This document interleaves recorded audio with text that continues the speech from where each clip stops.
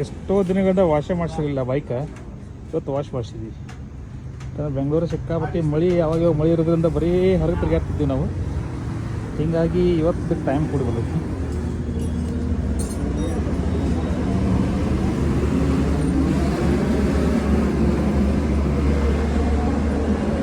Diesel wash ಆಯಿತು.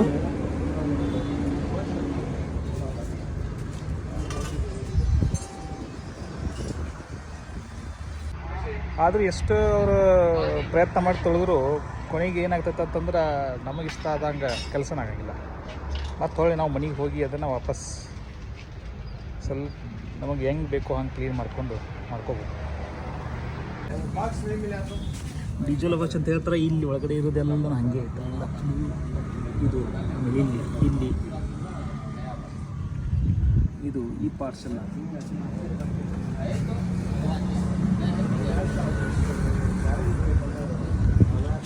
ಇದು ವಾಪಸ್ ಮತ್ತೆ ಮನೆಗೆ ಹೋಗಿ ಸ್ವಲ್ಪ ನಿಧಾನಕ್ಕೆ ಕುತ್ಕೊಂಡು ಕ್ಲೀನ್ ಮಾಡಬೇಕು ನಾವು.